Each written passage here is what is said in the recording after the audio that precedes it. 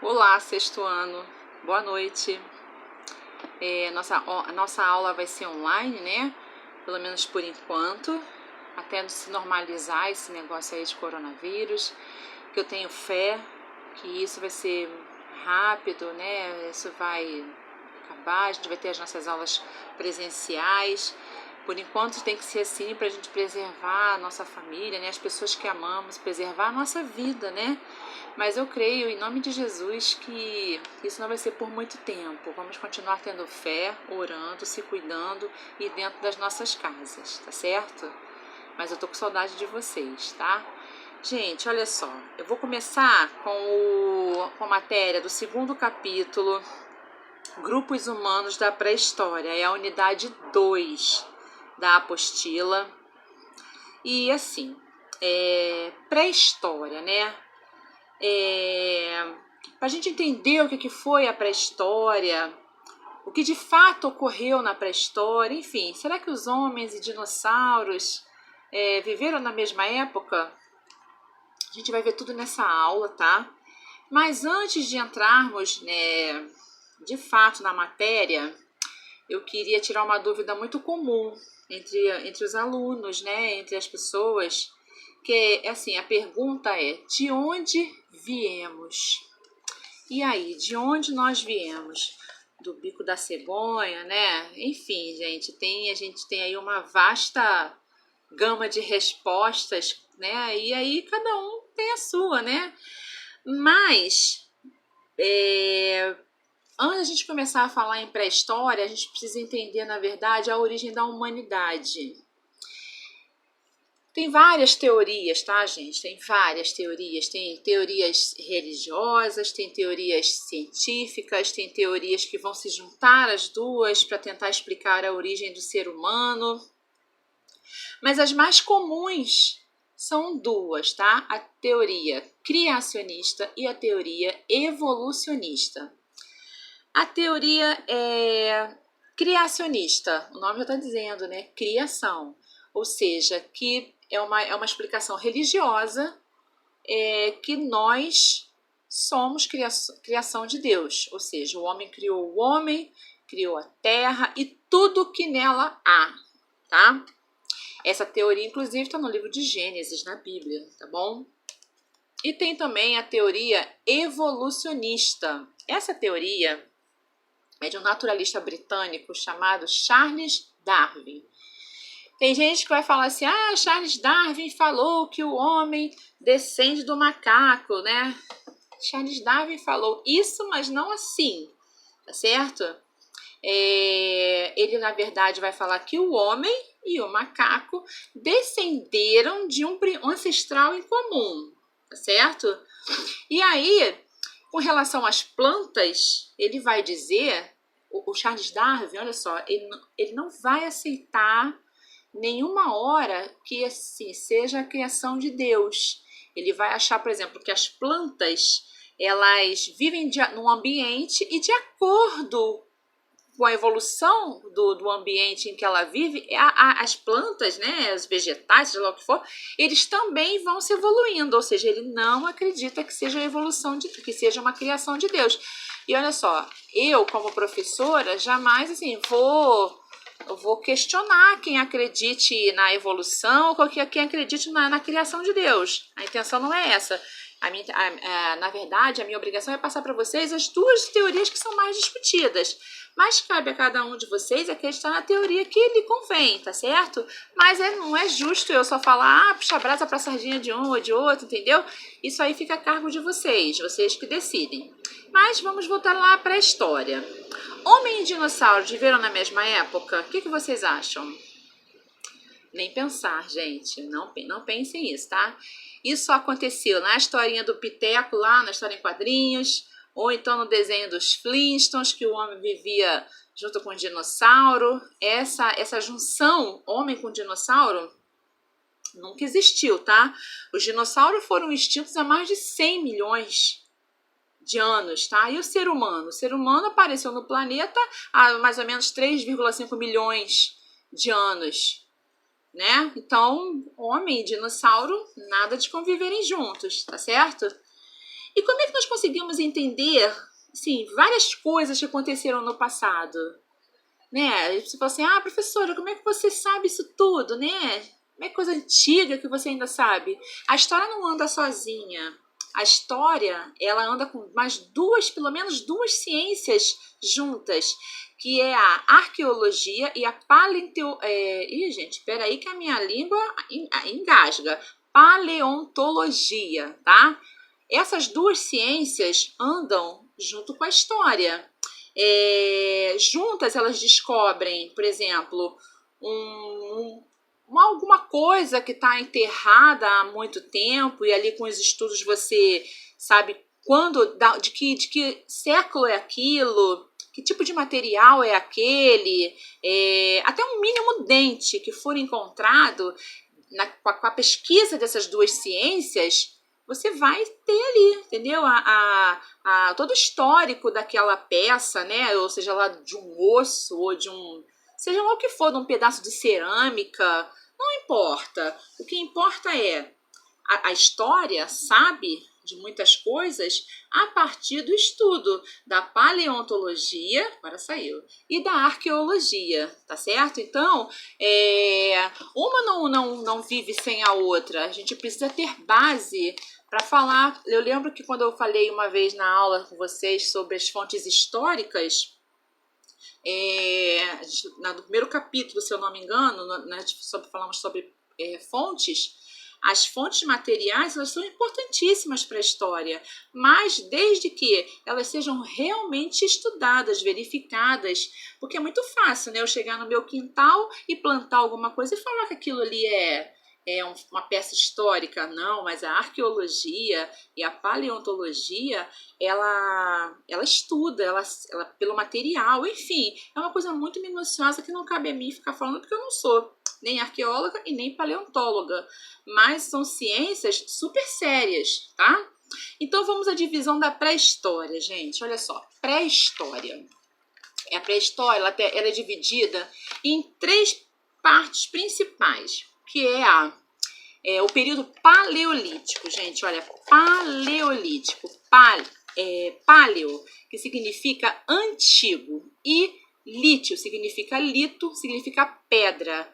Então você tem a paleontologia, idade da pedra velha ou idade da pedra lascada. Você vai encontrar em livros didáticos esses dois tipos de definição: idade da pedra velha, idade da pedra lascada, mas tudo é relacionado ao período paleolítico. Nesse período paleolítico, o ser humano vivia de forma sedentária. Não, mentira, desculpa. Não, cancela o que eu tô falando. Tô ficando maluca, tá? Acho que é fome. Nesse período paleolítico, o homem vivia de forma nômade. Esquece o sedentário que eu falei, porque minha cabeça está lá na frente já. Período paleolítico, o homem vivia de forma nômade, ou seja, eu vou pulando de lugar em lugar, eu estou sempre me mudando. Eu hoje estou vivendo aqui porque aqui tem alimento para eu cuidar, para eu sobreviver e sobreviver com a minha família. Mas acabou aquela refeição, aquela comida, aqueles animais, ou um rio, acabou o peixe, sei lá o quê. Eu pego a minha sociedade lá com quem eu vivo e eu vou para outro lugar. Geralmente, esse povo nômade da era paleontóloga, eles querem procurar lugares próximos a rios. Tá? Por quê?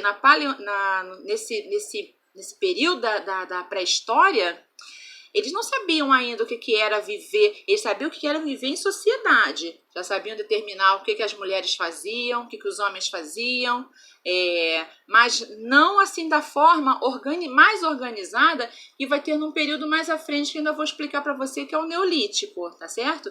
Nesse período agora do Paleolítico, você não tem as pessoas vivendo da forma...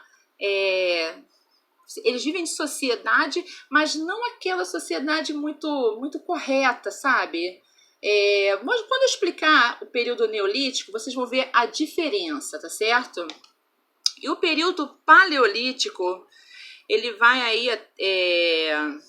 não tem muitos registros, apesar de ser o maior período da pré-história, ele não tem grandes registros, né? Porque, por exemplo, as pinturas rupestres, você vai ver pelas pinturas rupestres que era algum tipo de mensagem que eles queriam passar. Só que eram feitos com materiais rústicos, tintas de árvore, sangue, enfim. Mas você não tem aquela coisa mais como você possa decifrar. Por exemplo, eles vão começar a utilizar o fogo. O fogo, nesse período do Paleolítico, eles não inventaram o fogo ainda. Eles já vão criar ainda quando eles começarem a bater uma pedra na outra, porque nasce da pedra lascada, é justamente isso. Eles não tinham domínio de lascar a pedra direitinho, fazer armas ou fazer... Não, eles batiam de qualquer maneira porque eles não tinham ainda essa sapiência, tá? Mas aí, conforme eles forem fazendo aquilo, eles vão ver que sai faísca. Mas, na verdade, o fogo já vai vir... não é uma coisa assim, eu vou bater aqui e vou descobrir o fogo. Não, é uma coisa, um acaso, tá? Não é que eles... Igual a gente acende o fósforo, né? E aí a gente tem o fogo. Eles não imaginaram isso. Eu vou bater uma pedra na outra e daí vai surgir o fogo. Não. Foi uma coisa assim meio casual, tá certo? Mas é nessa fase que eles vão descobrir o fogo, algo importantíssimo para eles. Por quê? É uma descoberta que espanta animais, o frio, né? Aquece-os do frio. Eles vão começar a esquentar, assim, a cozinhar seus alimentos, né? E então, para eles é uma descoberta fantástica, né? E aí, o que vai acontecer? Você vai ter um segundo, do período após o Paleolítico, você vai ter o período Neolítico, novo, Idade da Pedra Polida, tá bom? Vocês vão encontrar também essas duas definições, Neolítico, Idade da Pedra Polida. E aí, na Idade da Pedra Polida, você já vai ter o homem... Aí sim, tá? Que é o que eu errei lá. Aí você vai ter o homem sedentário, igual a gente. A gente muda de vez em quando de casa, mas a gente não fica mudando, né? A cada vez que acaba a comida. E aí você já vai ter no Neolítico o homem sedentário, ou seja, o homem já fixando moradia, ele já vivendo em sociedade, ele já aprendeu a prender os animais para criação, agricultura, super importante. Professora, como que o homem descobriu a agricultura? Olha só, gente, tem coisas na pré-história que a gente não tem definição correta, assim, olha, é isso, tá? Mas se fala na possibilidade dos homens comerem, os seres humanos comerem e jogarem as coisas que comiam, né? Caroço, seja lá o que for, jogar no chão. E dali, em algum momento, que a gente não vai saber com precisão, qual foi o momento que eles viram que aquele jogou no chão e pegou aquela semente. Mas daí sim, você vai ter aí a agricultura e a sedentarização do homem, que vai modificar muito a vida deles, né? E aí eles vão começar a separar de fato as atividades, quem vai fazer o quê, enfim. É um período muito bacana, gente.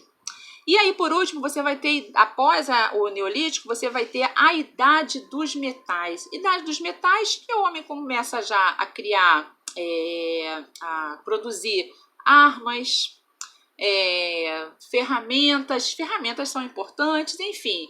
Aí começa a um período assim mais... com coisas mais elaboradas, digamos assim, tá certo? Gente, olha só, vocês precisam saber também que é muito comum em livros didáticos vocês lerem a expressão Mãe África. Mãe África. Por que Mãe África?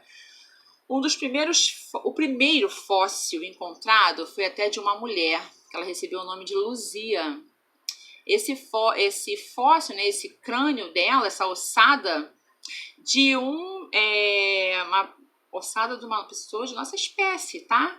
Ela foi encontrada na África. Por isso que é muito comum você escutar a expressão Mãe África. É por conta disso, é por conta dessa ossada que foi encontrada na África. E aí, após essa descoberta e tal, aí o homem faz o quê? O homem chega na Europa e se espalha, tá? Olha só. O homem chega na Europa, se espalha, uma parte vai para a Europa, uma parte vai para a Ásia. E aí ele chega na Oceania e na América, tá? Sendo que tem um congelamento, o planeta está passando por uma transformação climática, enfim. E aí tem um congelamento que vai criar uma ponte de gelo, que é o Estreito de Bering, tá? Nesse Estreito de Bering, que seria o congelamento aí de alguma parte, eles conseguem se deslocar e mesmo não sabendo onde iam, tá? Porque eles não tinham GPS, ninguém tem aí Google Map, não tem nada disso, tá? Eles procuravam sobreviver, de alguma forma eles precisavam sobreviver. E aí, uma dessas formas que eles encontram é andar e tentar um lugar melhor. Daí vem a teoria de como o planeta todo se povoou, tá, gente? Por quê? A partir desse congelamento do Estreito de Bering, aí sim você vai ter as pessoas podendo se deslocar aí de um lugar para o outro. Gente, esse capítulo ele é muito fácil, porque parte dele eu já falei na sala de aula quando eu expliquei o primeiro capítulo. Mas eu vou pedir que vocês façam o quê? Leiam esse capítulo 2, tá? Capítulo 2. Vocês vão ver esse vídeo quantas vezes forem necessários. Eu acho que eu expliquei tudo, tá? Mas se eu deixei de explicar alguma coisa, vocês têm meu WhatsApp, pode me mandar mensagem que eu não tenho problema de responder. Às vezes eu posso não responder porque eu estou em outra aula, tá? Porque eu trabalho em mais outras escolas e aí tá tudo corrido mesmo, tá? Mas se eu não responder na hora, por favor, me desculpem, porque eu tô às vezes online em outra escola, ou eu tô gravando um vídeo para outras, então vocês aguardem que eu vou responder, tá certo? A gente tem lá a nossa salinha no Classroom, tem as atividades, eu vou colocar uma atividade referente a esse capítulo lá no Classroom.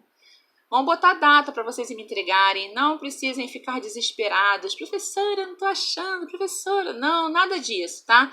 E todas as atividades que eu passar em folha, eu vou pedir que vocês colhem no caderno de vocês, tá certo? Por quê? Quando, se Deus, em nome de Jesus, a gente voltar às aulas, eu preciso ter isso no caderno de vocês, tá bom? Para valer ponto de participação, enfim, para vocês não ficarem sem ponto, tá? Então, esse capítulo também eu vou pedir que vocês tentem fazer, o capítulo 2, assistam o vídeo, não entendeu? Me manda pergunta que eu vou tirar dúvida com vocês, tá? No mais, eu quero que vocês fiquem com Deus, continuem se cuidando da família de vocês, dentro de casa, tá certo? Jesus nos abençoe imensamente, eu tô morrendo de saudade de vocês, mas vamos nos cuidar que é pra gente poder se encontrar, tá certo? Fiquem com Deus, tentem fazer os exercícios e não entendeu? Manda mensagem pelo WhatsApp, tá bom? Um beijo, fiquem com Deus.